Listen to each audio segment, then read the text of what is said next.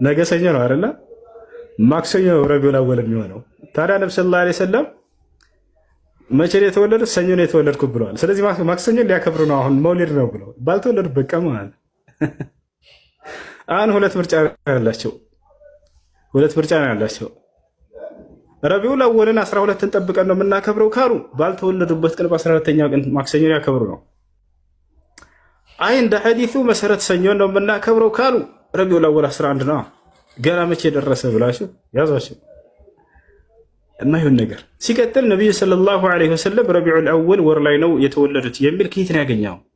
በቁርአን በሐዲስም ላይ የለም እንደዛ የሚል ገብቷችኋል። በየትኛው ወር ላይ እንደተወለዱ ነብዩ ሰለላሁ ዐለይሂ ወሰለም ምንም የተጻፈ ነገር የለም። በቁርአን በሐዲስም ላይ የለም። እሱ በዚሁ አጋጣሚ እናከብራለን ብለህ የነብዩ ሰለላሁ ዐለይሂ ወሰለም ያልደነገጉትን ሱና ያልደነገጉትን ማነው ቢድዓ አከብራለሁ ብሎ ለእንትን ለሚል ሰው በዚያው አያይዘህ እንደው 13 14 15 ጾም በለት እስኪ ማናቸው እነዚህ ጾም አያመል ቢድ ከ12ቱ ቀን በኋላ መውሊድ እንዳከበርክ በቀጣይ ቀንና ቀጣይ ሶስቱን ቀናቶች መጾም ትችላለህ? ላ አይችሉም። መውሊድን ቁጭ ብሎ የነብዩ ሰለላሁ ዐለይሂ ወሰለም ሱና እናከብራለን። ሱናቸው ነው ሶስቱን ቀን መጾም ላ ከባድ ነው መጾም። ነገር ግን ነብዩ ሰለላሁ ዐለይሂ ወሰለም ያዘዙትን ሱና ሰዎች በራቁ ጊዜ በቢድዓ ተፈተኑ። ወለማ ተረኩ ሱነት ረሱሊ ሰለላሁ ዐለይሂ ወሰለም ኢብተላሁም ላሁ ብልቢድዓ አው ወለማ ብተደዑ ፊ ዲኒላህ ዐዘ ወጀል ኢብተላሁም ላህ ሱብሓነሁ ወተዓላ ቢተሳሁል ፊ ሱና። አላሁ ሙስተዓን። ይሄ ነው። እሺ ስለ መውሊድ ትንሽ እናውራ። ይህን ከተናገረ መውሊድ ማለት ነቢዩ ሰለላሁ ዐለይሂ ወሰለም የተወለዱበትን ቀን አስመልክቶ ሰዎች የሚያከብሩት የሆነ ዓመታዊ ክብረ በዓል ነው። ታዲያ ነቢያ በእስልምና ስንት ክብረ በዓል እንዳለ ነው ነብዩ ሰለላሁ ዐለይሂ ወሰለም ያስተማሩት። በዓመት 2 ዓመታዊ ክብረ በዓሎች እንዳሉ ነብዩ ሰለላሁ ዐለይሂ ወሰለም አስተምረዋል። ሶስተኛ የሌለው እነርሱም ዒድ አልፊጥርና ዒድ አልአድሓ ብቻ።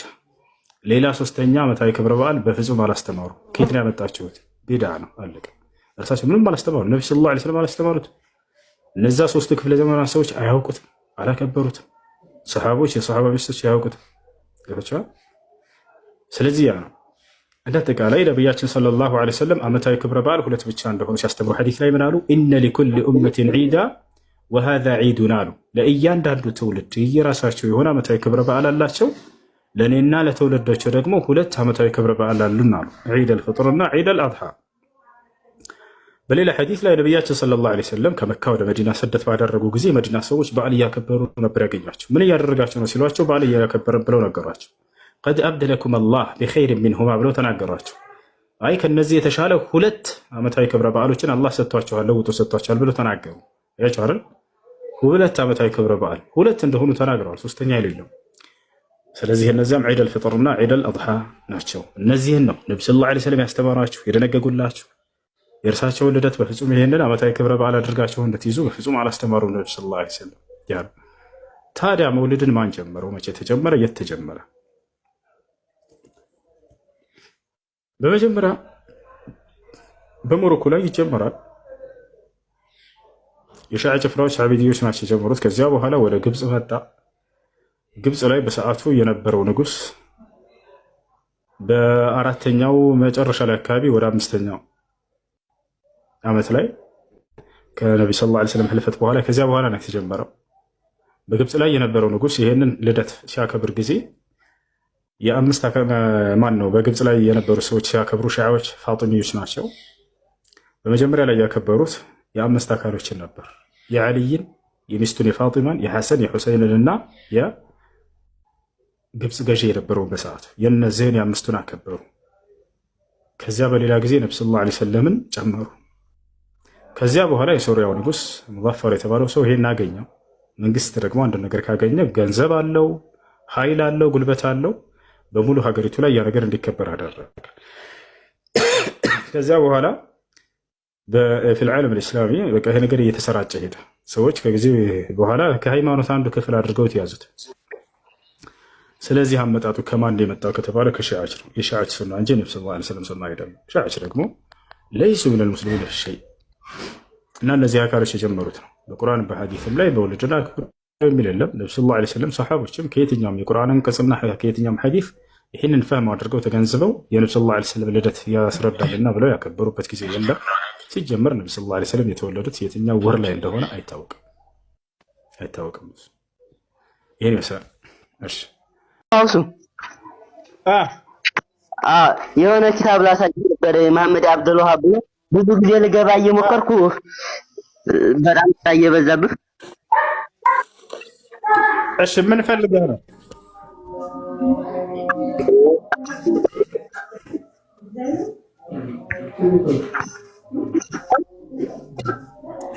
ምን ለማሳየት ፈልገህ ነው ወንድም?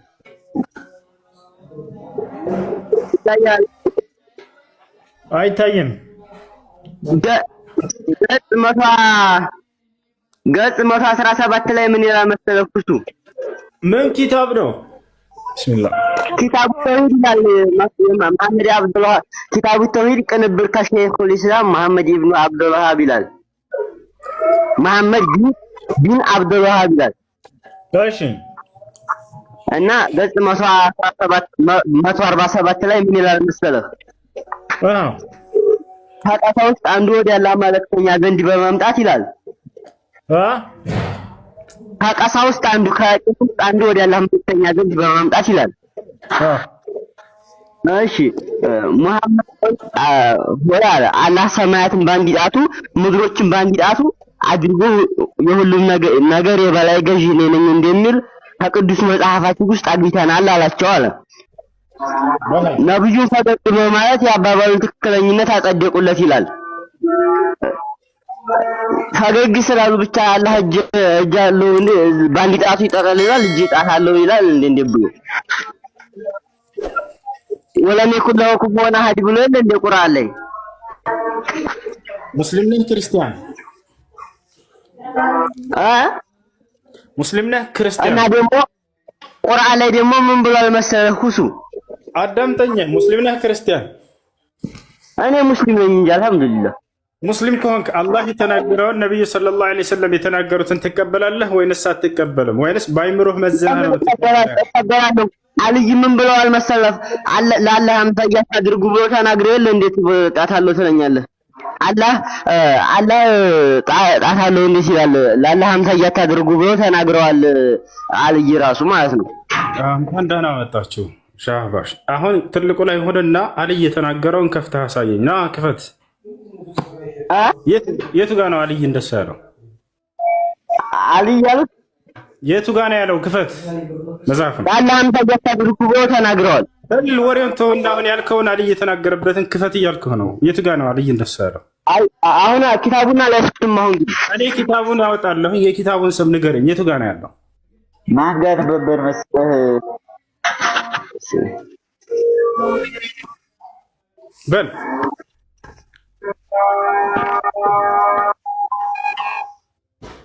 የምን ኪታብ ነው? የኪታቡን ስም ንገረኝ። ወረደ። አባሾች እንደዚህ ናቸው። እነዚህን እያስገባ ነው ክርስቲያኖች እስልምና እንደዚህ ይላል እያሉ የእነዚህን ቃል ይዘው እስልምና ሊታቸው ይፈልጉት። ለማንኛውም አልይ ብን አቢ ጣሊብ እንደሱ ያለበት ቦታ የለም። የት ነው ኪታቡን? እኔ መጽሐፍ ሌላ ሞባይል ስላለ እኔ ይዣለሁ። የኪታቡን ስም ምንድን ነው አያውቁትም፣ ግን አልይ እንደዚህ ብሏል ብቻ ይሏቸዋል።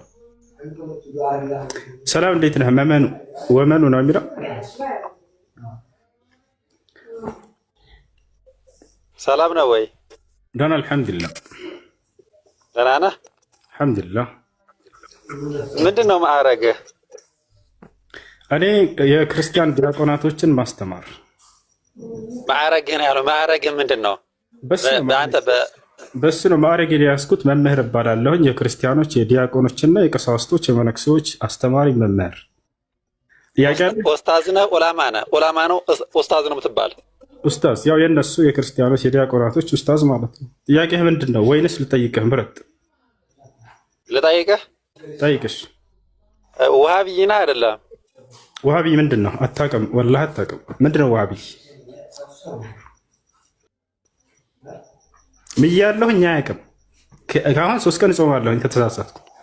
ውሃብይ ምንድን ነው? ውሃብይ የሰላም አንዱ ፓርት ማስረጃ ነው። ክፈት ክፈት። ምን ነው ከፍተለ? አሁን ለተናገርከው የእስልምናው አንድ ፓርት ነው ውሃብይ የሚለውን ማስረጃ ከቁርአን ከሐዲስ ክፈት። ያለው የለም በእናንተ ውሃብይ የሚባል የለም። ክፈት ማስረጃውን። ቆይ يلا እንዴ ምን ማስረጃ ያለው? እናንተ ናችሁ የምትነግሩን። እኛ ሳልሆን ቀዳዳ ዲያቆኖቻችሁ ናቸው እንደዛ የሚሏችሁ። አሁን ማስረጃ ያለው ነገር እንደሚነግሯቸው ብዙ ጊዜ ነግሬያችሁ ነበር አይደለ? ዲያቆኖቻቸው ይቀደዳሉ 24 ሰዓት ወሃቢያ እንደዚህ ምናምን። ግን አንድ ማስረጃ እስኪያሳየን ብሎ የሚጠይቅ ተማሪ እንደሌለ ስለሚያውቁ ይቀደዳሉ። ላይቭ ከፍተው ስድብ ሳይሆን እውነታ ነው እየተናገርኩኝ ያለሁት። እኛ ስንናገር ስድብ አትበሉ። እኔ እውነታ እንደሆነ እያረጋገጥኩልህ ነው። አሁን ለተናገርከው ማስረጃ ክፈት ብለህ መክፈት የማትችለውን ነገር ነው ዝም ብሎ ጭንቅላታቸውን የሚሞላቸው። አይ እምልህ ግን ጾመኛ ነህ አይደለ? አሁን አፈጠርኩኝ። ጾመኛ አይደለም። ካፈጠርህ በኋላ ስለዚህ እንደፈለክ መሳደብ ኃጢአት መስራት ትችላለህ ማለት ነው። ስድቡ ምንድን ነው የተናገርኩት? ድጋሚ ስድቡ ቀዳዳ የሚለው ስድብ አይደለም፣ እውነታ ነው እንጂ ያለ ነገር ነው። እኔ ደንቆሮ ብለህ ስድብ ነው አይደለም? ይሄ በጣም ስድብ ነው እንጂ ኢየሱስ ክርስቶስ ተሳዳቢ ነው ማለት ነው። ደንቆሮ እያለ ሰዎችን ይናገር ነበር። እስኪ ያለበትን መጽሐፍ እስኪ አምጣው አውጣው እና ላወጣልህ ነው። ያው እኔ ከራሴ ብቻ አልናገርም፣ እንዳነበብክ እናገራለሁ። ንግግሬም ቅን ነው፣ በማስረጃ እንጂ ያለ ማስረጃ እናገርም ነው። ቆይ ላወጣልህ ነው። ያው አውጣው እስኪ እኮ ላወጣ ነው። መረጋጋት አንድ ሰከንድ ብቻ። ያው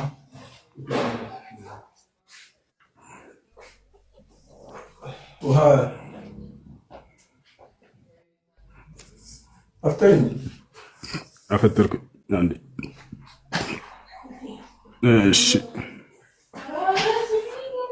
ሉቃስ 11:40 እሺ ያውና ኢየሱስ ክርስቶስ ምን አለ? እስኪ አንብባት ይችል ቁጥር 40 ምን ትላለች? እስኪ አንብበው። እናንተ ደንቆሮዎች የውጭውን የፈጠረ የውስጡን ደግሞ አልፈጠረምን አላቸው ኢየሱስ ክርስቶስ። እናንተ ደንቆሮዎችን። ስለዚህ ይሳደብ ነበር ኢየሱስ ማለት ነው። ሌላም ልጨምርልህ፣ በጣም በርካታ ቦታ ላይ ነው። ምዕራፍ ቁጥሩን እስኪ ያው ሉቃስ ወንጌል ምዕራፍ 11 ቁጥር 40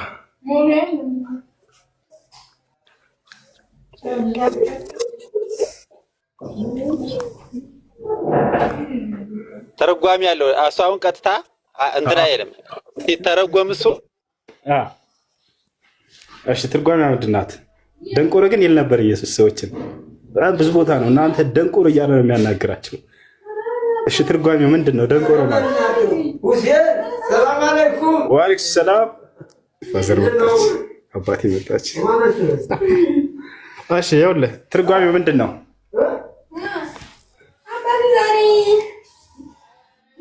ወመኑ ስም ዝም መጽሐፉን ዝም ወመኑ ኢየሱስ ደንቆሮ ብሎ እንደሚሳደብ አያውቅም ነበር እስከ ዛሬ። ገና ዛሬ ሰማ። እኛው ደንግጠናል። ወመኑ ላኢላሃ ኢለላህ። እኔ ዝም ብልህ በልልህ የሀገሬ ልጅ ወገን፣ እኔ ልደንግጥልህ ጌታ ሰው በጌታ ጸጋና መንፈስ አሳ ተናገር።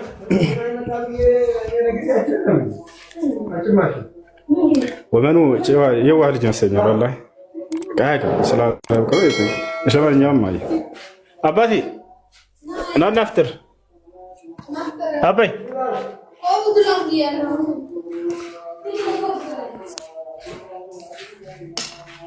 እዚህ ፊጥራ ነው ልጅ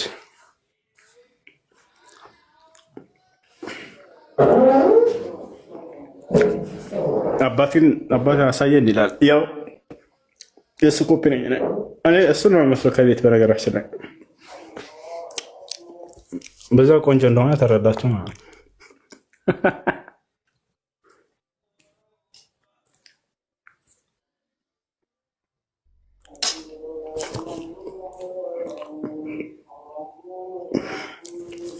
እና አትበሉ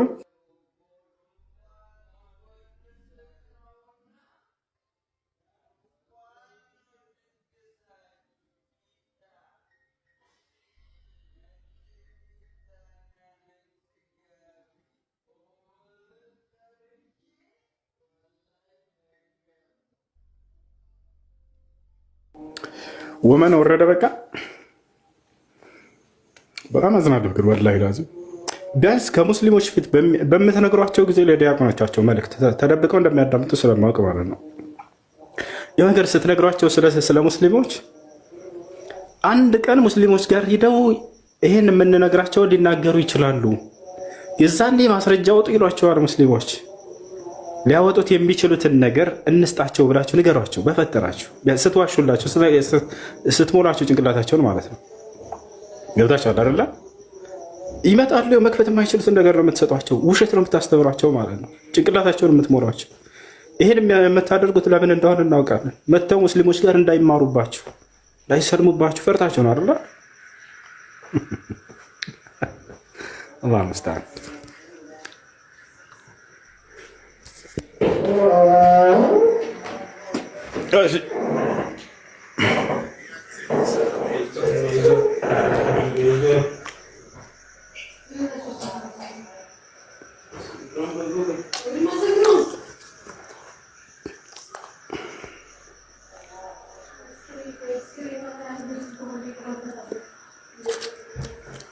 ቦታውን ንገረን። ቦታ ላሳያቸው። ኢየሱስ ደንቆሮ እያለ ሰዎች ሲሳደብ እንደነበር በመጀመሪያ ብዙ ቦታ አለ። ደንቆሮ እናንተ ደንቆሮ እያለ ሰዎችን ሲያናገር ግን ኢየሱስ በዚህ መንገድ ነው ወይ ሰዎችን ሲያናገር የነበረው ብላችሁ ብትጠይቁን እኛ ሙስሊሞች አላህ በቁርአን ላይ ይነግረናል። በፍጹም ኢየሱስ ሰዎችን ደንቆሮ ብሎ አያውቅም። ያ በኒ እስራኤል ነው የሚላቸው። እናንተ የእስራኤል ልጆች ሆይ ብሎ የያዕቆብ ልጆች ብሎ አክብሮ ነው የሚጠራቸው። አሁን የሁለቱንም ላሳያችሁ። በቁርአን ላይ ያለው ነው፣ መጽሐፍ ቅዱስ ላይ ያለው ነው። መጽሐፍ ቅዱስ ላይ ኢየሱስ እናንተ ደንቆሮ እያለ ሲጠራቸው እንደነበር ላሳያችሁ።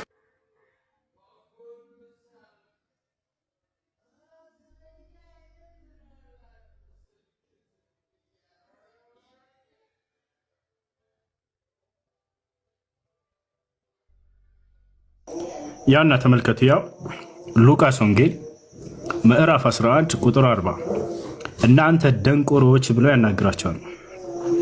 እናንተ ደንቆሮዎች እያለ ያናግራቸዋል። እዚህ ቦታ ብቻ ላይ ነው ወይ? አይደለም። ይህን ያዙ ምዕራፍና ቁጥሩ ሉቃስ ወንጌል ምዕራፍ 11 ቁጥር 40 ላይ እናንተ ደንቆሮዎች። በሌላ ቦታ ላይ ኢየሱስ ክርስቶስ እናንተ ደንቆሮች እያለ ሲያናግራቸው ተመልከቱ። አሁንም ያዙት። ማቴዎስ ወንጌል ምዕራፍ 23 ቁጥር 17 እናንተ ደንቆሮዎችና እውሮች ይላቸዋል። ያው እናንተ ደንቆሮችና እውሮች። አሁንም እዚያ ወረድ ብላችሁ ማቴዎስ 23:19 ላይ እናንተ ደንቆሮችና እውሮች፣ እናንተ የእባብ ልጆች ሁላ ይላቸዋል። እናንተ የእፉኝት ልጆች፣ የእባብ ልጆች ይላቸዋል።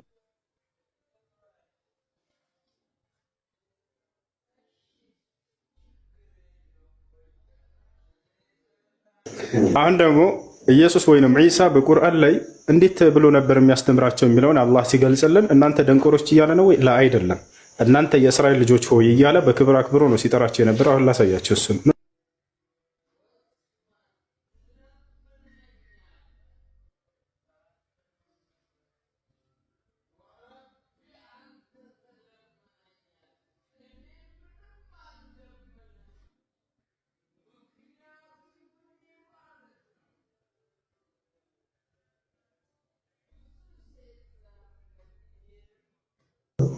ተመልከቱ እንዴት ብሎ እንደሚያስተምራቸው ይታያቸዋል። የመርየም ልጅ ዒሳም አለ።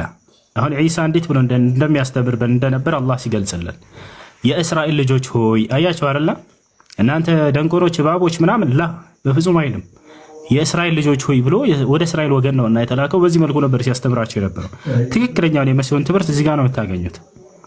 የመርየም ልጅ ዒሳም አለ እናንተ የእስራኤል ልጆች ሆይ እኔ ከተውራት በፊቴ ያለውን የማረጋግጥ ከእኔ በኋላ የሚመጣውን መልእክተኛ ስሙ አሕመድ የሆነው የማበስራችሁ ነኝ እያለ ይነግራቸዋል። ይወታቸዋል አይደል? በሌላም ቦታ ላይ በጣም በርካታ ቦታ ላይ እናንተ የእስራኤል ልጆች ሆይ እያለ ነው እንጂ የሚጠራቸው በዚህ መንገድ አይጠራቸው ነበረ። ምን ይመስላል?